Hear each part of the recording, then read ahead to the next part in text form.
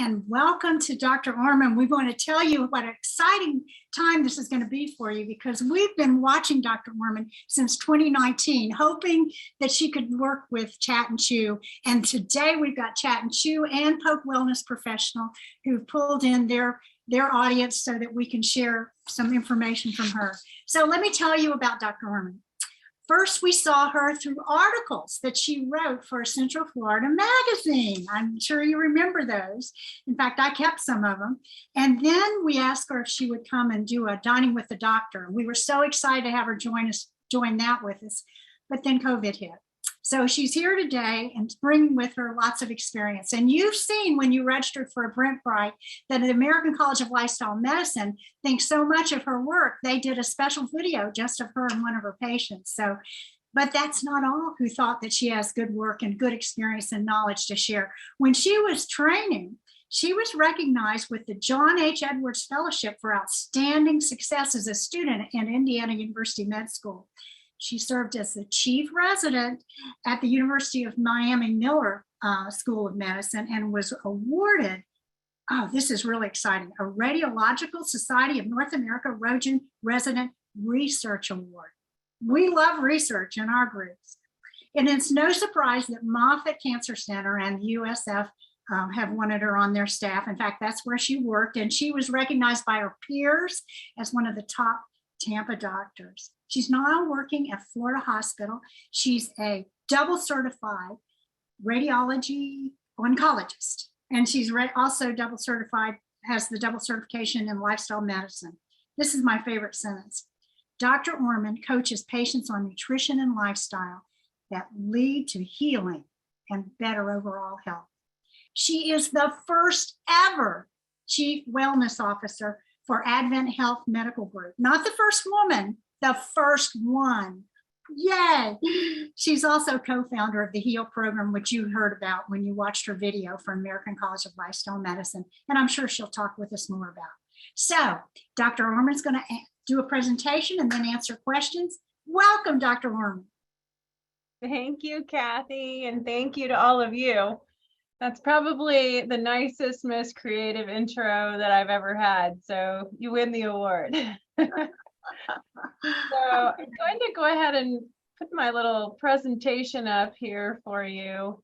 Perfect. And we'll just confirm that everything looks big.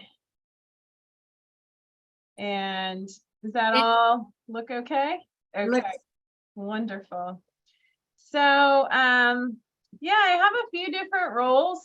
I treat breast cancer. That's my main, I would say, job at work as a radiation oncologist. And so we use radiation to treat different types of breast cancers. But I'll tell you that my passion is this lifestyle medicine piece. And it really has evolved over time. My personal journey started when I was in college and had moved out of the house and was in the dining hall and realized that a piece of meat doesn't taste the same as it did at home, where we actually raised cattle on our land and, you know, had what would be now probably very expensive, you know, hormone-free, antibiotic-free, grass-fed, all of the buzzwords. So we had this type of meat in our lives. And so I go to college and realize the things in the dining hall don't really taste or feel like it used to. And so I started studying nutrition in college, and I was studying to actually be an engineer. So I went to an engineering college before medical school and had this nutrition gig on the side and was just learning. And then when I went into medical school, I thought, well, surely this will all come together now. They'll really start talking about nutrition, because I had learned by then it was, you know, foundational for health. And, you know, I had changed my habits during the time that I was learning about nutrition and, you know, become plant-based. And I'm in medical school and it's crickets, no nutrition training, no mention of nutrition. And so this continued into residency, still no nutrition training, no mention of nutrition. And so when I was in my residency in Miami, I started studying with a group of physicians at the University of Miami. And at that time, they called it iCamp, I believe. And we would meet basically on the weekends, and we would learn about lifestyle change and predominantly nutrition and more of a functional nutrition approach. And so we learned a lot about food, but also supplements and different, lab panels and things like this. And and I thought, well, this is wonderful. And so I started using that with my patients when I took my job at Moffitt, and it was, a really big piece of my practice. And then I ended up marrying a guy who lived in Orlando, and I eventually had to move to Orlando. And so I took a job here with Advent Health, and I was sitting in the orientation, and George Guthrie, who is a past president of the American College of Lifestyle Medicine, was sitting at my table. And I was talking about plant-based nutrition, and he said, do you know about American College of Lifestyle Medicine? And I'm like, no, what's that? And so I dove in and I joined, and I took the board certification test that year and attended the conference. And so, I figured out, okay, this is actually what I've been doing all along, but I didn't really have a name for it because I wasn't just talking about nutrition with my patients. I was talking about everything else: mindfulness, sleep, stress, all the other aspects of this, relationships, and so forth. And the field of lifestyle medicine just beautifully curates that data and presents it, in a way that I really think is approachable for people that are ready to change. And so that's how I kind of came into the field of lifestyle medicine and got here today. And now I use this, with my patients in the HEAL program in a group setting, but I also use it with the physicians in my role as Chief Wellness Officer. And so in that space, we're really trying to prevent and treat burnout because it's on the rise in our physicians for a variety of reasons, and they need this knowledge too, so that they can better take care of themselves in order to better take care of all of us. And so that's kind of how I got to where I am. And so today we're going to talk about plant predominant dietary lifestyle, exercise, and we will hit the ever favorite topic of soy. And so this field of lifestyle medicine is really using your food, your movement, the way you sleep, the way you feel stressed, your relationships, and your relationship with tobacco, alcohol, and drugs.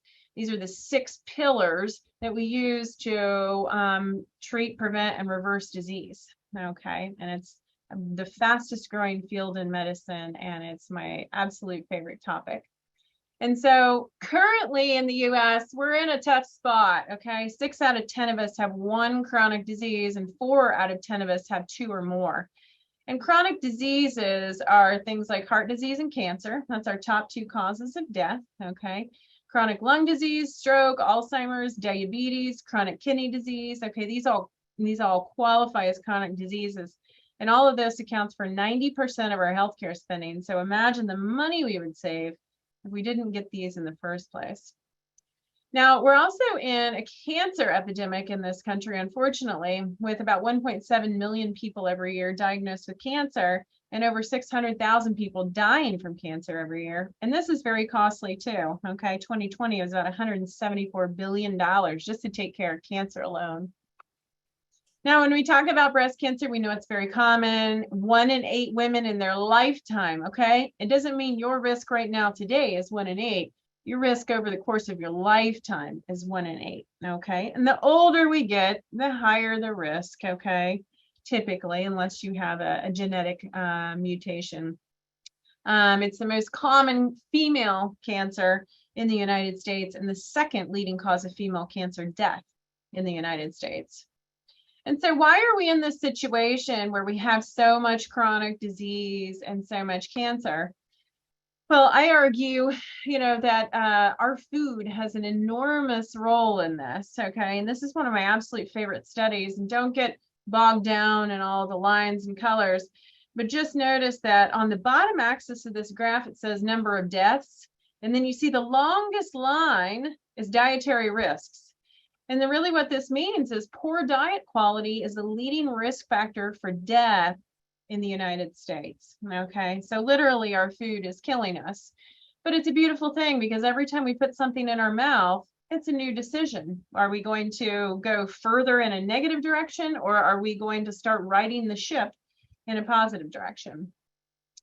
And the hope is really in this statement, I think, because there's so much impact.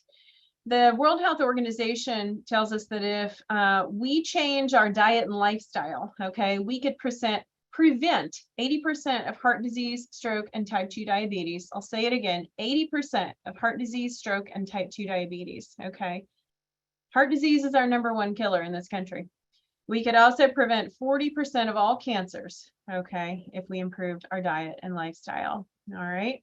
And so we like to talk about genetics and the big scary role that genetics has in disease, but what has a much bigger role in disease is lifestyle, because even those with a genetic mutation can alter their risk significantly with changes in lifestyle. But right now we're not doing so hot, as evidenced by the numbers I showed you earlier. So 90% of us don't consume enough fruits and vegetables, and 75% of us don't get enough exercise. And you might say, well, you know, I don't have a whole lot of physicians talking about this when I go to the doctor. And this study really gets at why is that. And so they surveyed about 1,000 oncologists, and they said, hey, oncologists, what do you feel about counseling your cancer patients on diet, physical activity, and weight management? Like, what are you saying to your patients? And they all said, yeah, we know that if our patients are overweight or obese, this affects cancer outcomes. We agree somebody should be talking to them about their food and their weight and their exercise, but 83% of them felt they didn't have the training necessary, okay? And had I just gone straight through medical school without adding in anything or getting a second board certification, I'd be in the same boat. I wouldn't know anything about this. And so when you have a physician that doesn't really mention, you know, exercise, lifestyle, sleep, stress, it's not because they're a bad physician, it's because they weren't trained in that. So really we have to fix our medical education system so that everybody all the time is reinforcing this with their patients so that our patients understand how important your daily choices are. And so a cancer diagnosis, this is super teachable moment. And I think that's why we have such great outcomes in the HEAL program is if you say cancer to somebody, you've got their attention. Now they're ready to say, okay, it's the C word, let's change something. But you've got to know what to say. You've got to have something to tell your patients, okay? And so the American Institute of Cancer Research, they put out these recommendations periodically, and this is their 3rd version. And this is what you can do to prevent a cancer from happening in the first place or to prevent a cancer recurrence, okay? And these people don't put anything on this list unless there's a lot of data to support it. They have a very rigorous process for generating these recommendations. And so they say, be a healthy weight, be physically active, eat a diet that's plant forward, okay? Limit consumption of fast foods and processed foods. Limit consumption of red and processed meat. And by the way, processed meat causes colon cancer. Okay, so eliminate it. That's a no-no. That's a red zone. Limit consumption of sugar sweetened drinks. Limit your alcohol consumption. Alcohol causes cancer. Okay, it has a direct role in breast cancer. And so my patients often ask me, red wine, white wine, what do I do? You know, and the best thing to do is abstain. But we'll talk more about that later. Do not use supplements for cancer prevention, okay? Just think about this. How could a vitamin C tablet be processed the same way in your body as an orange or a strawberry, okay? Or another thing high in vitamin C, all right? These tablets are not the same as getting your vitamins in your whole foods. If you're a mother, breastfeed your baby if you can, and then they add in, after a cancer diagnosis, these are the same recommendations, right? And so if you notice things on the list that aren't there anymore is avoiding tobacco. All right, we really know tobacco is bad. Smoking's bad. It causes lung cancer. And so they've taken it off the list just because the data is overwhelming and they feel like they don't need to mention it anymore. They feel like everybody, you know, should know that. And excess sun exposure is not on the list anymore, because we know if you get a multitude of sunburns, especially in a younger age, a lot of sun exposure, you have drastically increased your risk of getting some sort of skin cancer. Okay. And I argue that one day we won't need to say too much about food, because we'll all know that the food we're eating today really made us sick. And so I'm hoping that a future generation looks at us and says, man, they got it wrong. Now we're eating fruits, vegetables, beans, grains, nuts, and seeds. And so all of these guidelines align with the 6 pillars of lifestyle medicine. They're all evidence-based. And you notice they're not like in the nitty-gritty. Nowhere does it say celery juice every morning or cayenne, lemon, honey water. It doesn't say anything like that, because there's not data to support those specific things. The data is in this overall package of habits, okay? And 5 out of 10 of those involve plant predominant nutrition. And so what happens in breast cancer, okay? If we want to prevent breast cancer with this kind of lifestyle, like, what is the bang for the buck, okay? And there's 3 great studies that I love. And basically they show in a lot of women, we got over 30,000 postmenopausal women in each of these studies, following them for 7 and 15 years. If you follow more things on the list, you have a lower cancer risk, okay? And so if you're doing 5 or more things on the list versus no things on the list, you can cut your breast cancer risk by 60%, okay? That's huge. The next study looked at doing 6 or more things on the list versus 2 or none, and they saw you could reduce your breast cancer risk in half. And a third study looked at not just women, but also men, and they saw we could reduce our overall cancer risk, all cancers, by 1/3 if we were doing 5 or more things on the list versus 1 or none. And when we talk about breast cancer, we get a 35% reduction. And so the bottom line is, the more things on the list that you embrace, the lower your cancer risk, certainly the lower your breast cancer risk. Now, what about people who have breast cancer? All right, it's so common. There's probably someone here who has a diagnosis of breast cancer. And you might say, well, what's my impact if I do this now? Is it worth doing it? Yes, it's worth doing it. And so this study looked at 1,500 mostly postmenopausal women. They had an early stage breast cancer, and they enrolled them in this study 2 years after their diagnosis. And so they'd probably already had, their surgery, chemo, radiation, maybe they're on a pill, everybody needs a different type of treatment, but they were through the bulk of their primary treatment.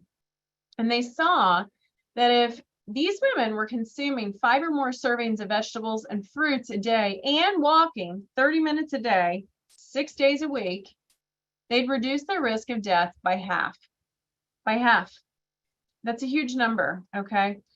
And so the really cool thing about this study, though, is that they saw the benefit both in obese and non-obese women, okay? Because some people would poke holes in this study and say, well, it's just because of the weight loss. That's why they did so well. Extra weight gain is associated with other things that probably killed them. No, you could have maintained your overweight or obese status, okay? Because you can still be overweight or obese and be plant-based, right?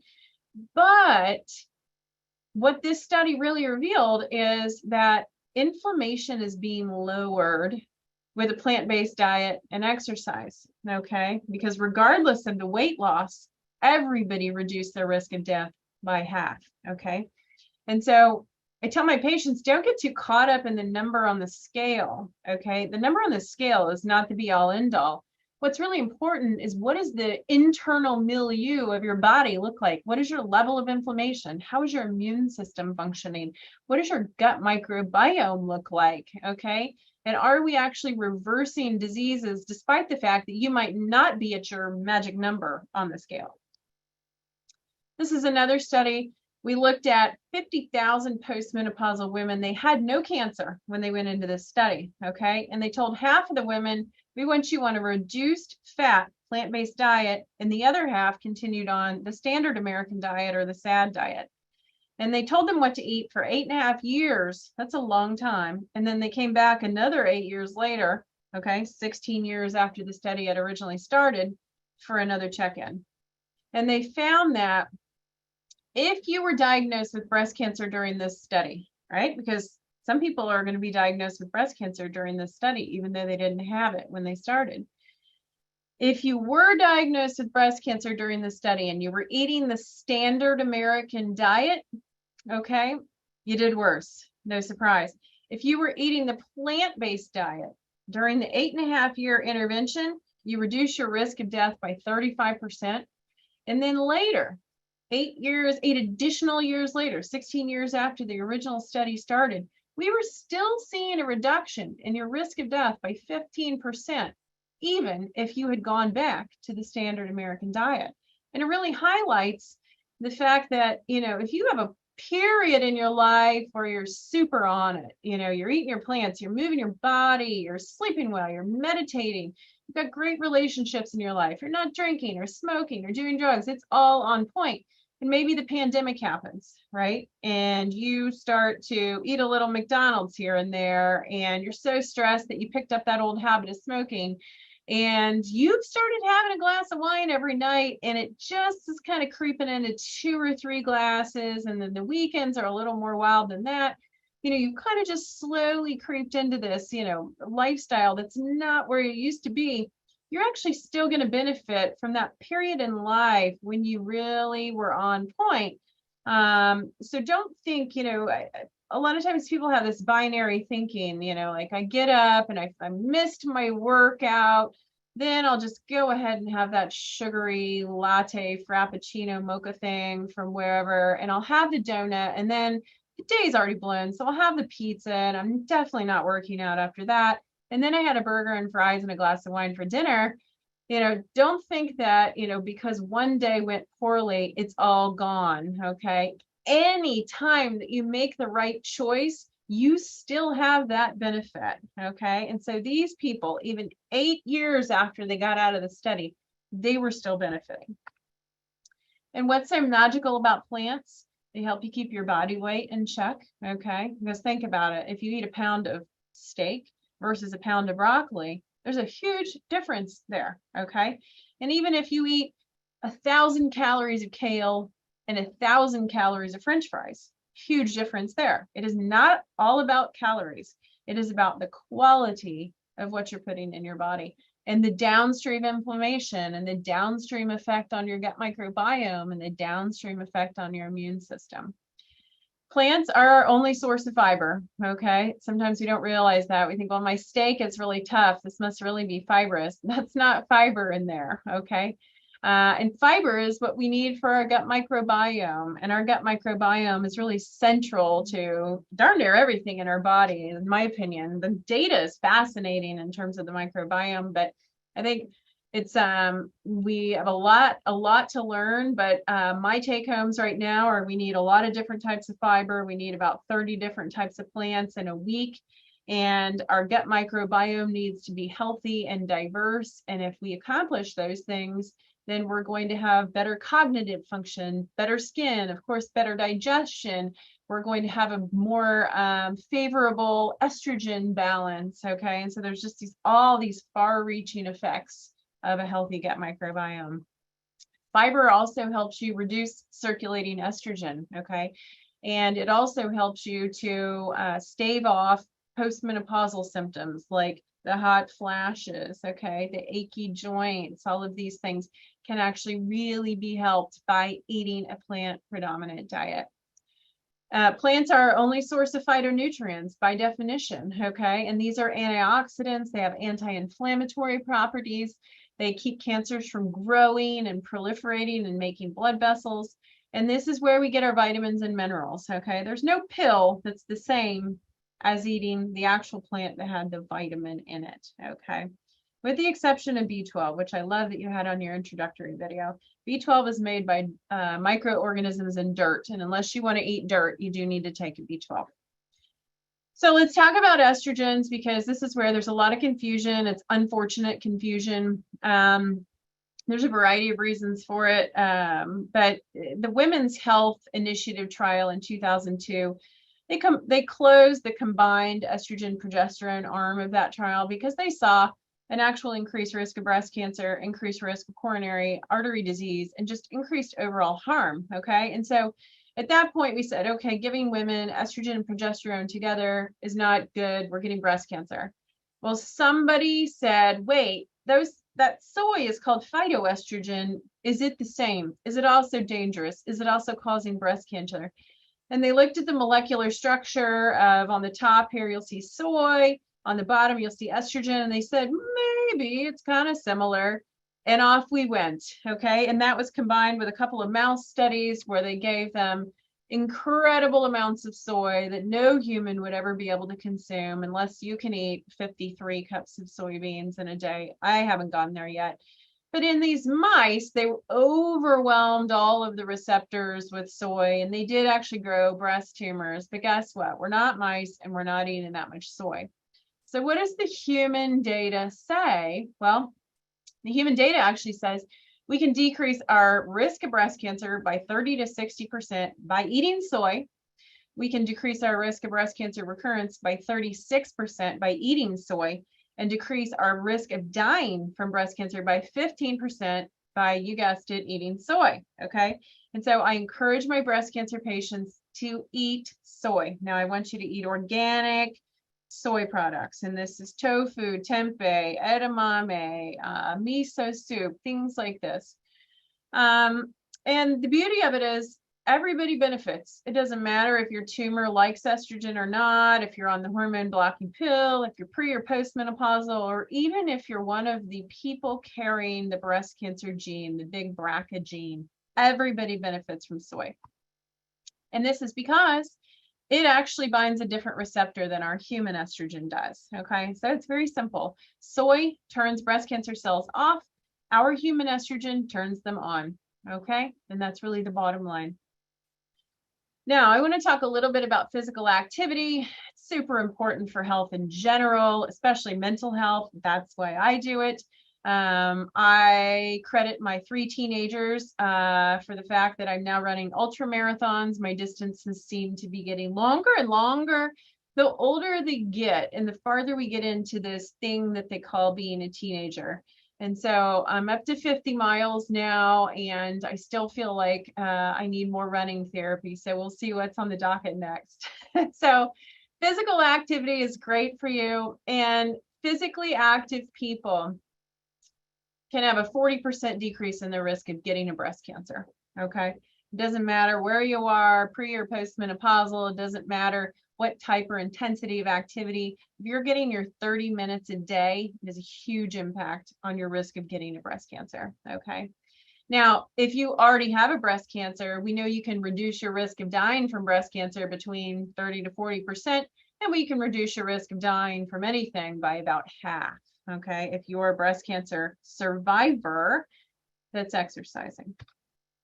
And of course, it helps you maintain your weight. It has a very positive effect on your hormonal balance. Okay, a little tip for also lowering estrogen. The first one was eat your fiber because it reduces circulating estrogen, basically because it goes out the other end when you use a bathroom rather than sitting in your colon for too long and being reabsorbed. But the second way you can decrease your circulating estrogen is by building muscles, okay? And so when you do things for muscle training, you actually release, a molecule called sex hormone binding globulin. And it goes around your body and makes estrogen less available to all of those receptors, okay? So eating fiber and working out your muscles are 2 ways to decrease circulating estrogen and to actually help postmenopausal symptoms too. Now, exercise, it has like this positive effect. So, you feel on it on the days when you did get up, when you said you were going to run the night before and you actually got out and ran. Okay. You feel good about that. And so you're going to make different choices that day because you've set a positive tone for the day. Exercise also helps your immune system. It's anti-inflammatory and it has many psychological benefits like we talked about earlier. So you need 150 minutes a week, okay? That's your minimum of moderate intensity. And moderate intensity means you're not about to pass out because you're going so fast doing whatever it is you're doing, but you're also not able to post this on Facebook or have a full conversation with somebody. You're somewhere in the middle, you're breaking a sweat. You can speak a few, phrases together, but it's moderate, okay? So 150 minutes of moderate physical activity week. And that needs to include 2 to 3 sessions of strength training, okay? Strength training can look however you want to look. Weights, bands, body weight.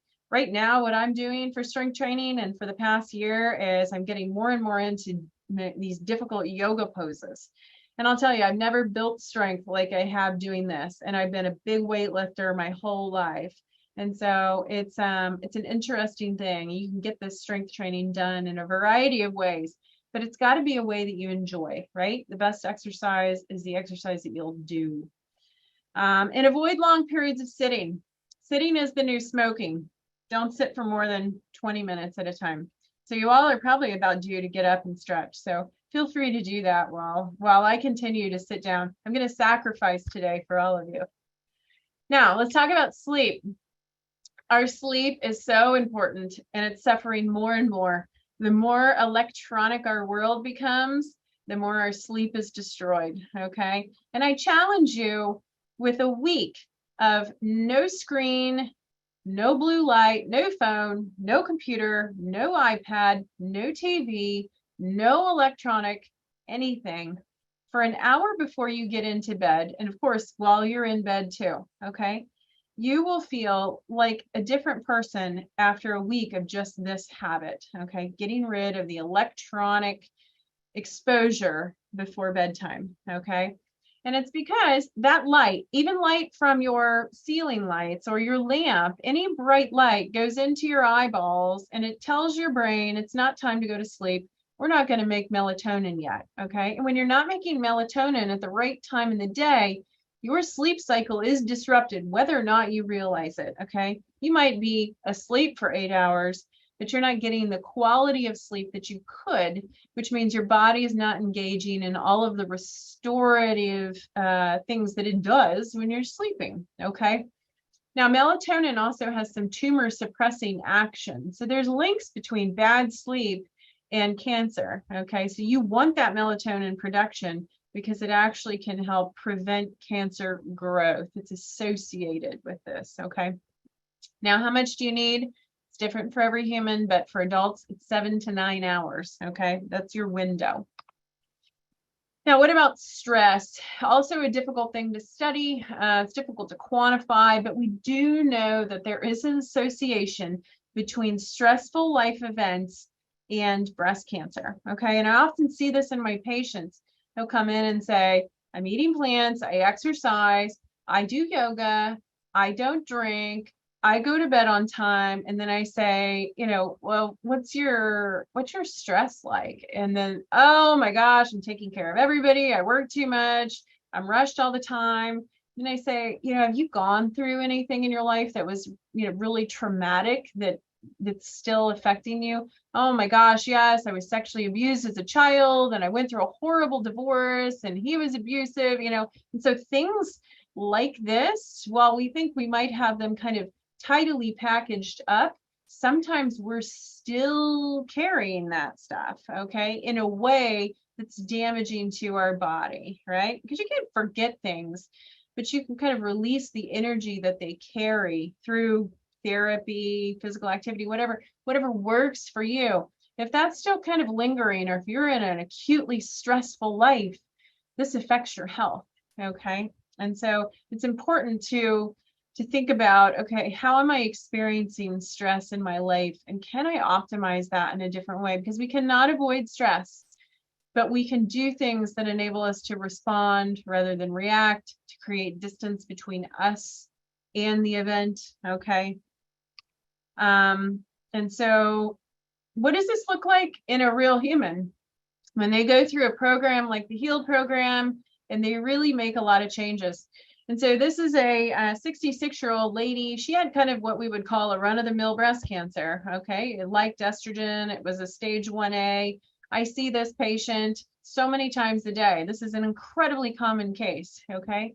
And she had what we call an alphabet soup of a medical history. So she had coronary artery disease. She had peripheral arterial disease. She had high blood pressure, high cholesterol. She had type 2 diabetes. She had reflux. She had chronic kidney disease. And can you believe it? She was depressed.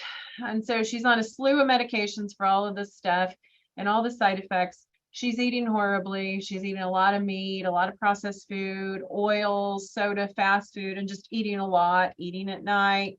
getting up at night to eat, not exercising, not sleeping well, did have a strong church family and a supportive spouse, and she had been a smoker in the past, but nothing now, and rarely touched any alcohol.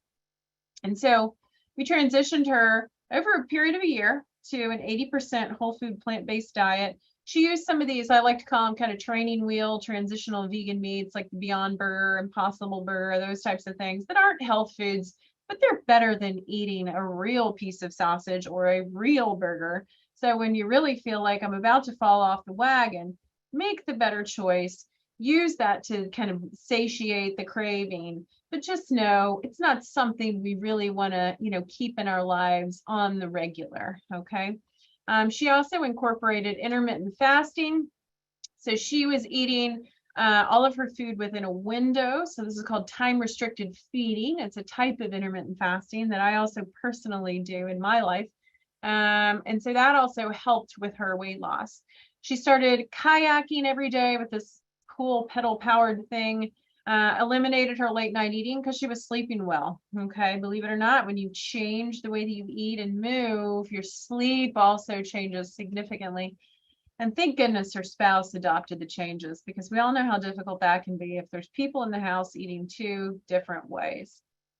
And so here are her labs, and don't worry about knowing what any of this means, but on the left column, she's on medications, and a year later, she's off all of her medications. She got off everything. Her chronic kidney disease reversed, which is remarkable.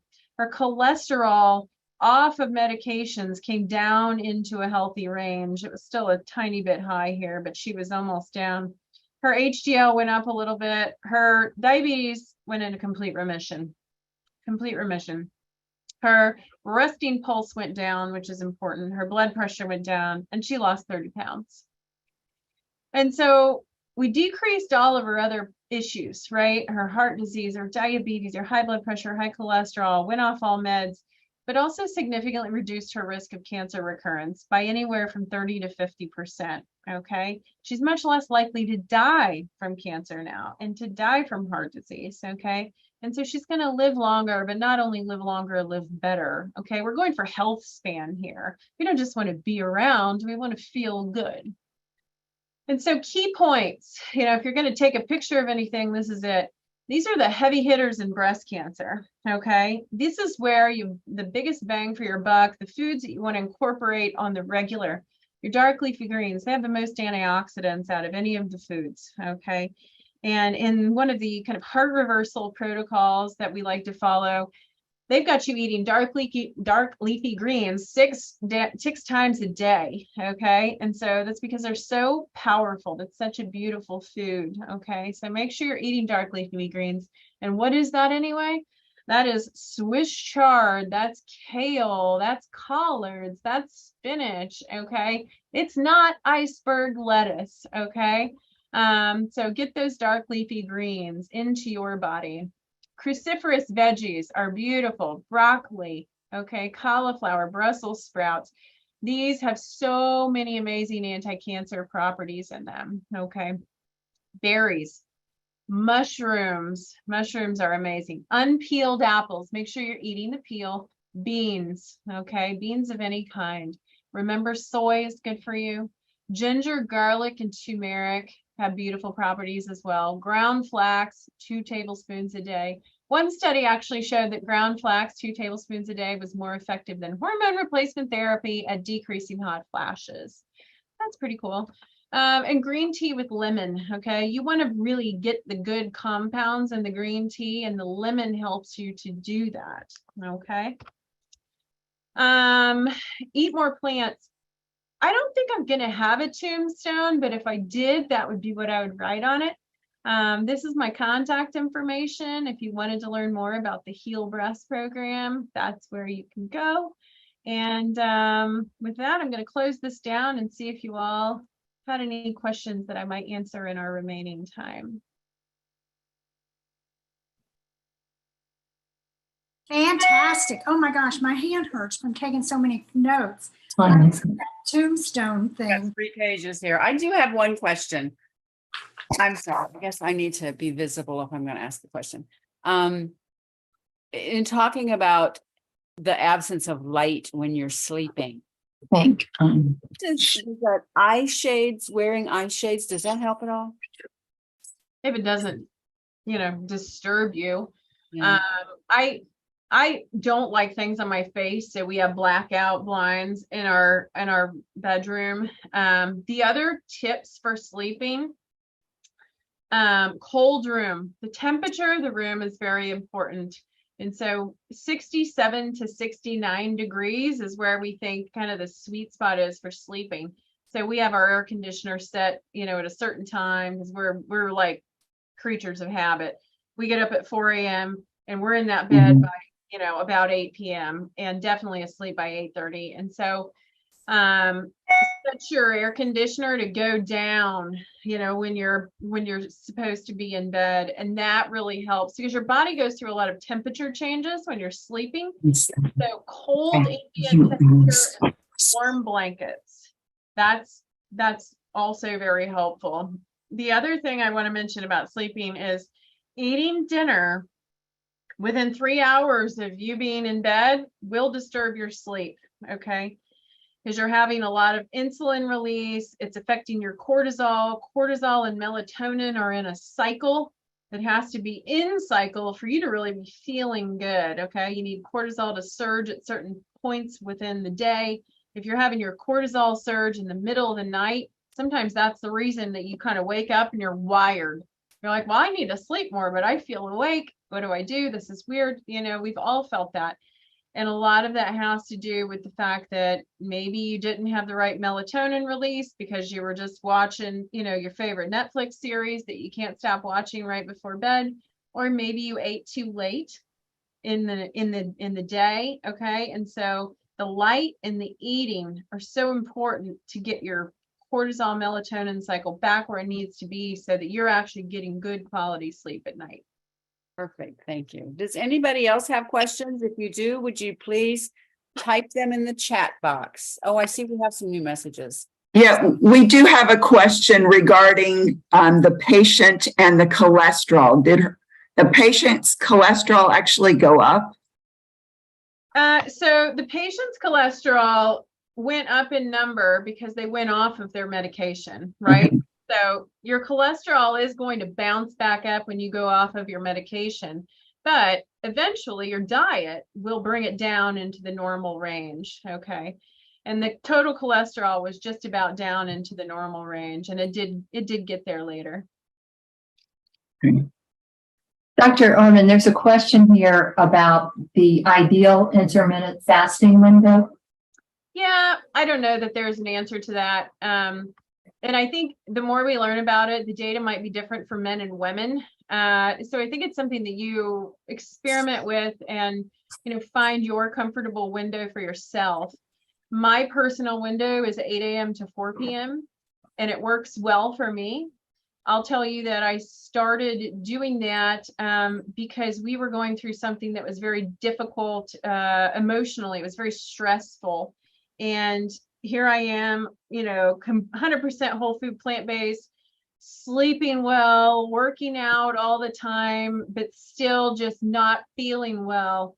And I did this total deep dive on intermittent fasting and all of the psychological benefits of it and how calming it can be for your mind. And it's just, the way that I kind of explain it to my patients, it gives your body a rest from constantly processing food. Where too many of us are under this impression that we need to be constantly nourishing ourselves, always pumping in the food. And that's not actually true at all. We do need breaks from processing food so our body can do other things.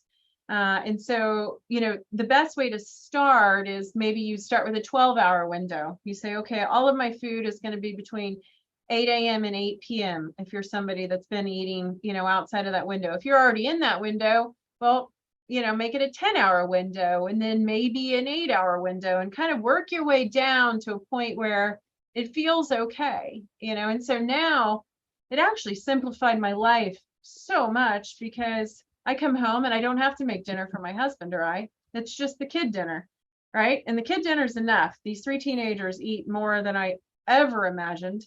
And so I make vats of food. I have the largest Instant Pot, and I'm contemplating a second, and so it's too much work to feed all of us. So I'm glad that my lifestyle has changed. It's timely. But the fasting it's interesting. And I'm actually on a 5-day fast right now. And so there's a company called Prolon. They have a fasting mimicking diet, and I've done it. This is my 4th time. And the data that they're coming out with it's very interesting. But fasting is all about allowing your body to get into autophagy, to clean up cellular junk, so that your cells can be functioning on all cylinders and not jammed up with trash, essentially. So it lets them take out the trash so that you can run better. Okay, we have another question. Why do AIs, and please explain what that is, why do AIs increase LDL cholesterol even if you're plant-based? Yeah, they aromatase inhibitors. So these are the drugs that we give to postmenopausal women who have an estrogen responsive breast cancer. So an estrogen or a breast cancer that is fed by estrogen. Okay. And so an aromatase inhibitor shuts off the conversion of testosterone to estrogen. Because even though after menopause, you might say, well, my ovaries have gone kaput. They're not really pumping out any more estrogen. Why do I need to worry about it? We are making estrogen in our peripheral adipose tissue and fat cells. That's where this little enzyme is. And that drug, the AI, the aromatase inhibitor, shuts that enzyme off. Okay. And so most people are on anastrozole. That's the most common one that they give. And it causes these drugs, they have side effects. Okay. Most drugs do have side effects. All drugs have side effects. And so one of the major side effects of this drug is a metabolic syndrome. Okay. It's a metabolic syndrome. And so metabolic syndrome is this conglomerate of things where you have a little insulin resistance, you have a little, cholesterol difficulty, you have a little weight gain, a little bit of hypertension.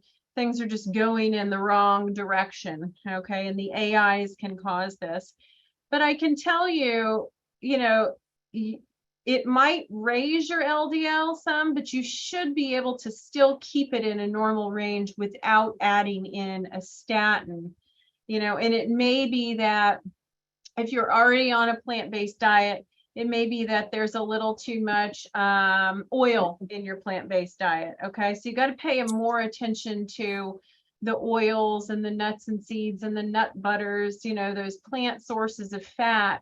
Sometimes those can be tricky when you're on the AI. So you might try just dialing those back a little bit to see if you get a little more bump. And so you're eating more fruits and vegetables and grains and beans than anything else, and keeping, your nuts and seeds and your oils, your avocados, your olives to, smaller portions.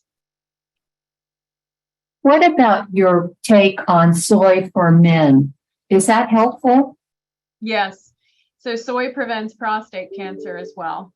So it's good for all humans, all ages, all sexes, everybody. Awesome. Okay. What about plant-based eating, exercising, and fasting? How do you keep your weight in the normal range? Yeah. Yeah, I don't know if maybe they're talking about dropping your weight too low. So I'll assume that's what you're referring to. When you are, depends on how much exercise. We'll start there, right? So if I'm running an ultra marathon, I'm not fasting that day, right? I'm packing in the food as much as I can because I've got to run for, 6, 9, 12 hours. But on a normal day, when I'm just doing something that is typical for my body, let's say I'm doing 40 minutes of yoga and 45 minutes of running. Okay, that's kind of a typical workout for me. Then I will go ahead and work in my intermittent fasting. And so what I do is I get up at 4, I have 3 cups of black coffee, and then my workout starts, which is, usually yoga, running, yoga and stair mill, yoga and biking, something like this. And then I'll eat right after that. Okay. Now that works for me and my body and my routine, but I've kind of, gotten used to that over time. And then during my feeding window, my 8 a.m. to 4 p.m., I'm like packing it in. I eat at 8 a.m., I eat my breakfast, and then by 11, I'm eating my lunch, and then I'm eating my dinner, at 3 o'clock. And so you're eating a good amount during that window. You're not eating less than you normally would. You're just compacting it into a window.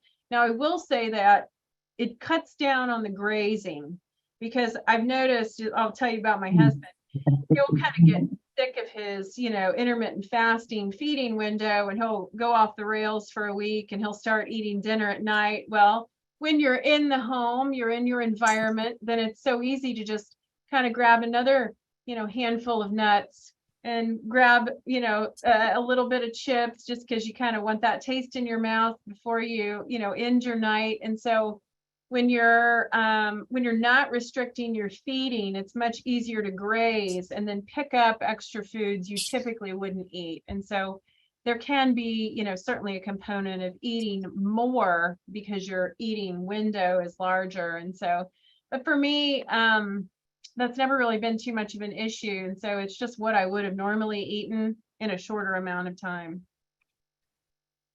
For a patient without a cancer diagnosis, what is your opinion on bioidentical hormones for postmenopausal women? Yeah, I'll say that I don't feel like I know enough about that to really answer the question well. That's not my specialty at all. I did listen to a talk about this, and they had me half convinced that it might be okay, but I'm also the most anti-medication doctor you'll probably ever meet. So I just don't take anything really aside from my B12 unless I'm having some sort of issue. I don't even like to take ibuprofen or Tylenol.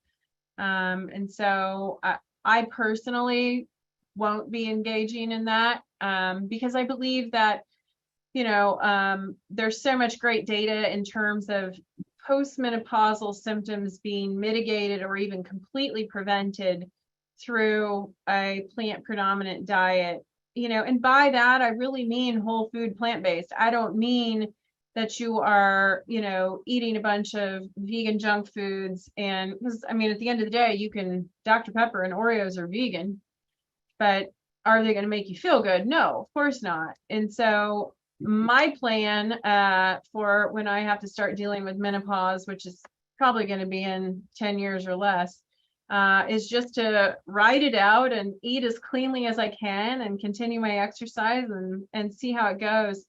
But I'd say, really look into hormone therapy and read the data before you make that discussion. Have a good discussion with your doctor.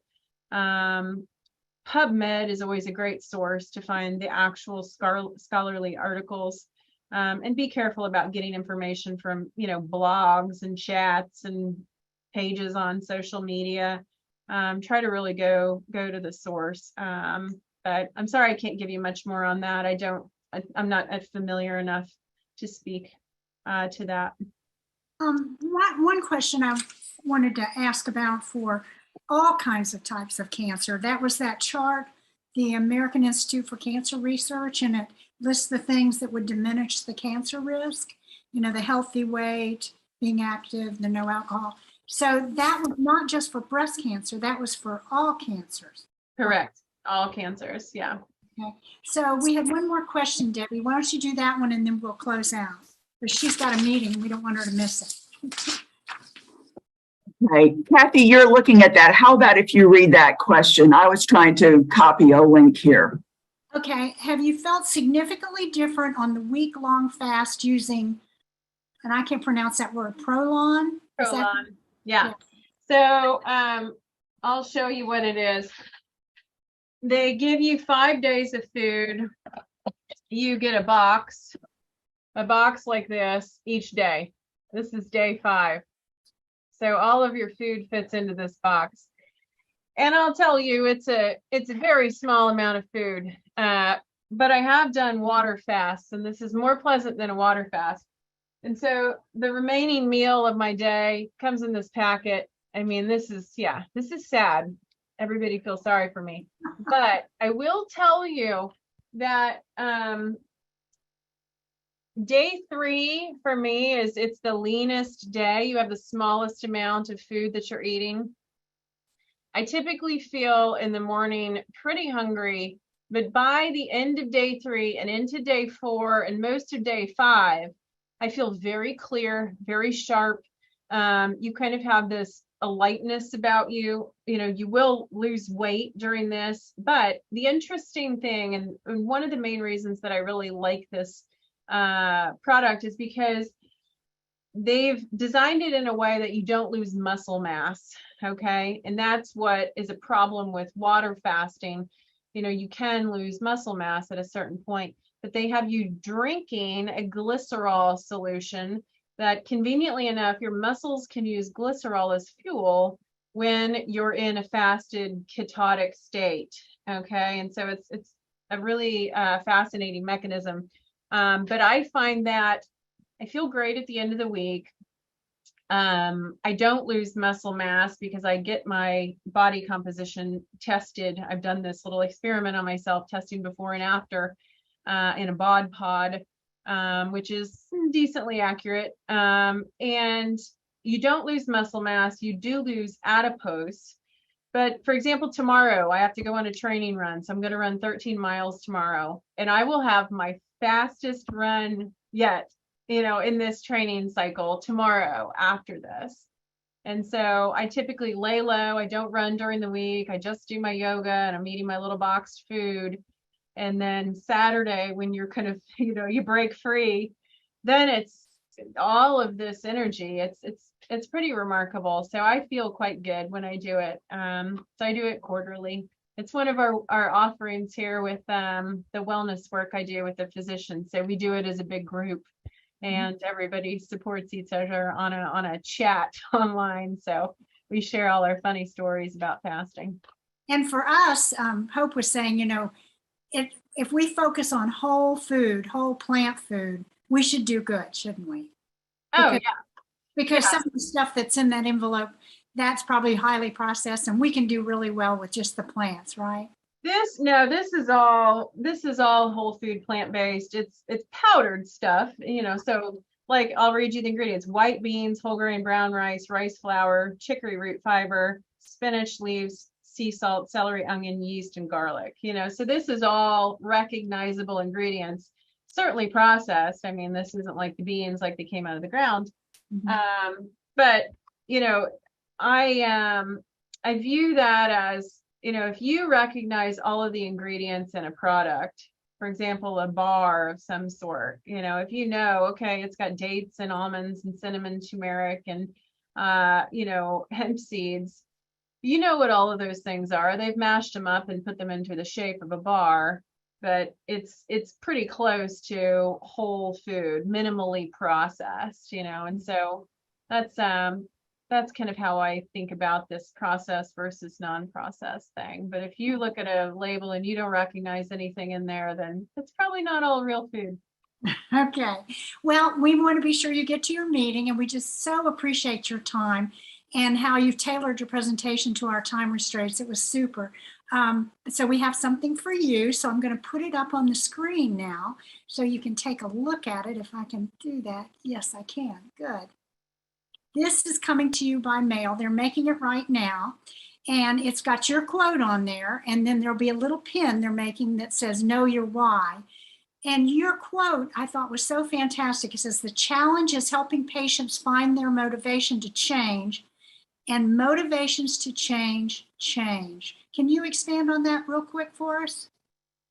Yeah, I mean, I think it's hard to make progress in anything, right? We don't like change. We like routine generally as humans. And so if you don't understand in your mind why you might want to go through this painful process of change, then it's less likely to be successful. And the why changes, you know. And so this is something that I talk to my patients about all the time. I can tell you what to eat all day, every day, but if in your mind, you don't know why you're doing this, and you don't have periodic small goals to get to your larger why, then it's a very difficult process. And so I think that that goal setting and keeping the big reason at the forefront, and maybe that even involves sticky notes and writing on mirrors and such, it helps you in those moments of weakness when you find yourself in the refrigerator grabbing for the ice cream that's really not on your plan, and so it's just a constant reminder, and we need that because our minds are very busy. And so it's a way to quickly reroute your thinking and to bring you back to where you really want to be if you're having, a vulnerable moment and temptation is creeping in.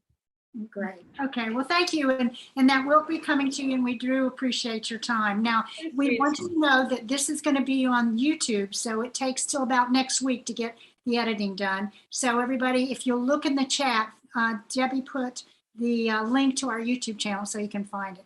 Thank you, Dr. Orman, and we'll let you go, and we'll talk about our next speaker. So thanks so much. My pleasure. Have a wonderful day. Thank you for having me.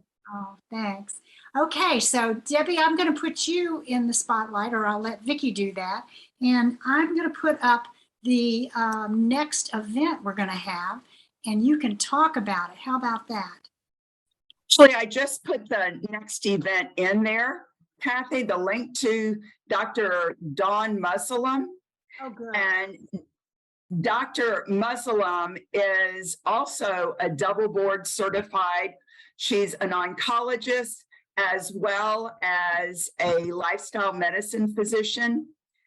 She is, I am so impressed with this lady. Her topic is going to be running for life. A double survivor is saved with lifestyle medicine. She survived not only cancer, but she also survived a heart transplant just recently. And right now she is just like Dr. Amber Orman said, that, she's running, and Dr. Mussallem will tell you about the marathon that she just ran. So not only is she running as a survivor, but she's running to have fun as well. So that is going to be November 11th and 11:50 a.m., just like we started today. It will be on Zoom, and that Zoom link I included in the chat box.